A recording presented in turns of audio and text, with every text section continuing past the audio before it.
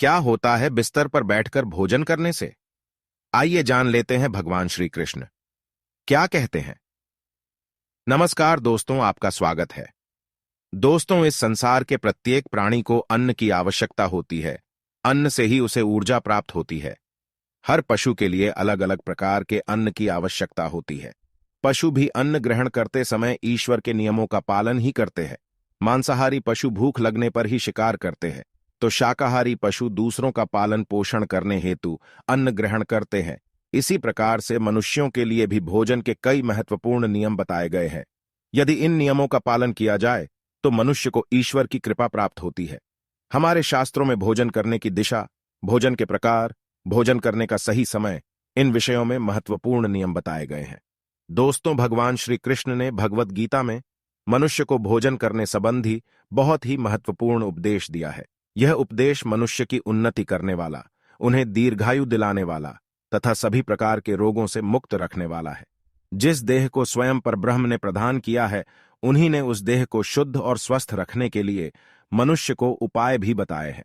जो मनुष्य भगवान श्री कृष्ण द्वारा बताए गए इन नियमों का पालन करता है, उसका देह सदैव शुद्ध, स्वच्छ, विकारों से रहित तथा सद्गति प्राप्त करने वाला होता है। भगवान श्री कृष्ण ने भगवत गीता के माध्यम से मनुष्य को भोजन के प्रकार बताए हैं। किस प्रकार के भोजन से मनुष्य की प्रवृत्ति क्रोधी, क्रूर और राक्षसी बनती है, और किस प्रकार का भोजन करने से मनुष्य सदाचारी, विनम्र और दूसरों के मन पर विजय प्राप्त करने वाला बन जाता है। मनुष्य जिस प्रकार का भोजन करता है, उसे उसी प्रकार का देह और विचार भी प्राप्त होते हैं। अतः धन की देवी मां लक्ष्मी की प्राप्ति के लिए भी मनुष्य को उचित भोजन सामग्री का ही चुनाव करना चाहिए। मनुष्य चाहे गरीब हो या धनवान हो, वह चाहे राजमहल में रहता हो या वन में, उसे अपने देह की तृप्ति के लिए भोजन अवश्य ही करना चाहिए। परंतु इंद्रियों की लालसा में इतना भी उन्मत्त नहीं हो जाना चाहिए कि वह तामसिक एवं राजसिक आहार का सेवन करके क्रोधी, क्रूर तथा निष्ठुर बन जाए। तामसिक भोजन करने वाला मनुष्य अपनी मान मर्यादा, संस्कार एवं अपने शील को भी नष्ट कर लेता है और दुष्कर्म का मार्ग पकड़ लेता है। राजसिक भोजन करने वाला क्रोधी, आलसी तथा हिंसक बन जाता है। किंतु जो मनुष्य ईश्वर का नाम लेकर सात्विक भोजन का आहार लेता है, वह देह से तो शुद्ध होता है, साथ ही उसका मन भी पवित्र और सुंदर हो जाता है। ऐसे देह में ईश्वर सदैव ही निवास करते हैं। आइए जान लेते हैं भगवान श्री कृष्ण क्या कहते हैं। श्री कृष्ण गीता में कहते हैं, देहधारी मनुष्यों की प्रवृत्ति 3 प्रकार की होती है, सतोगुणी, रजोगुणी तथा तमोगुणी। वह उसी अनुसार अपना भोजन चुनता है। मनुष्य अपने इंद्रियों को वश में नहीं कर पाता, इसी कारण वह भोजन के स्वाद का आनंद भी लेता है। जो मनुष्य अपने इंद्रियों पर विजय पा लेता है, उसके लिए भोजन का स्वाद मायने नहीं रखता। वह तो केवल अपने देह को ऊर्जा प्रदान करने के लिए ही भोजन ग्रहण करता है। परंतु जिस मनुष्य के इंद्रिय उसके वश में नहीं रहते, वह स्वाद के लालच में तरह तरह के व्यंजनों को खाने की इच्छा रखता है। ऐसा मनुष्य स्वादिष्ट अन्न स्वयं ही ग्रहण करता है और दूसरों में नहीं बांटता। उससे बढ़कर क्रूर कौन होगा। श्री कृष्ण के अनुसार जो भोजन सात्विक हो, वह सद्गुणी मनुष्यों को प्रिय होता है। ऐसा भोजन आयु बढ़ाने वाला, जीवन को शुद्ध करने वाला तथा बल, स्वास्थ्य, बुद्धि और ऐश्वर्य देने वाला होता है। इसमें गौ का दूध सबसे उत्तम माना गया है।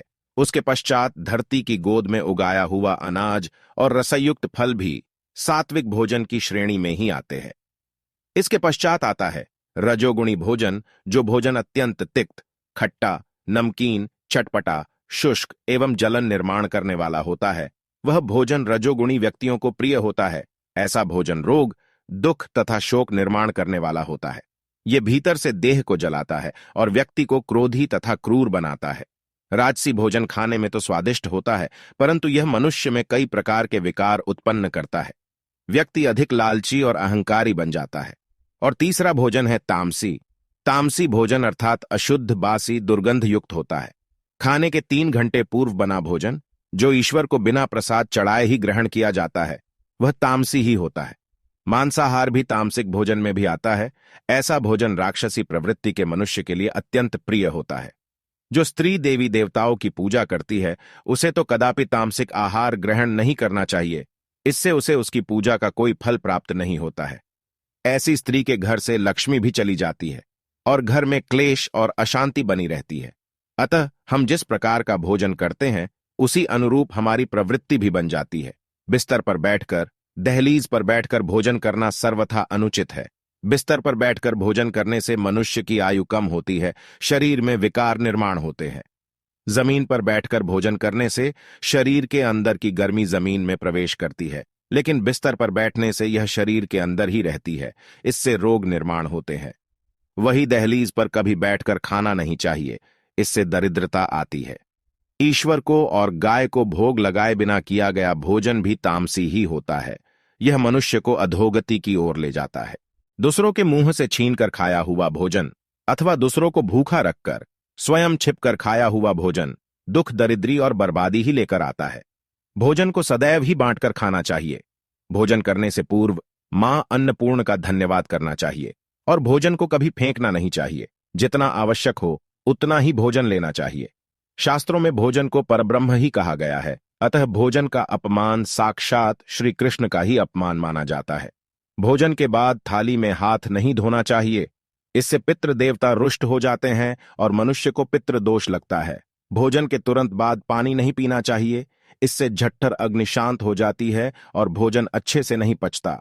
भोजन हो जाने के बाद कसरत नहीं करनी चाहिए अथवा हेवी वर्क भी नहीं करना चाहिए। भोजन के बाद थोड़ी देर तक बैठकर घूमना चाहिए। भोजन के तुरंत बाद भी नहीं सोना चाहिए। भोजन करते समय बातें नहीं करनी चाहिए। हंसते हुए, क्रोध में भी भोजन नहीं करना चाहिए। भोजन करते समय पहले के 3 निवाले मौन रहकर ग्रहण करने चाहिए। तो दोस्तों, इस प्रकार से हमारे शास्त्रों में भोजन से संबंधी नियम बताए गए हैं। उम्मीद है आपको यह जानकारी अच्छी लगी होगी। वीडियो को लाइक जरूर करें और कमेंट में जय मां अन्नपूर्णा और जय श्री कृष्ण जरूर लिखें। साथ ही चैनल को सब्सक्राइब करें। आप सभी का धन्यवाद।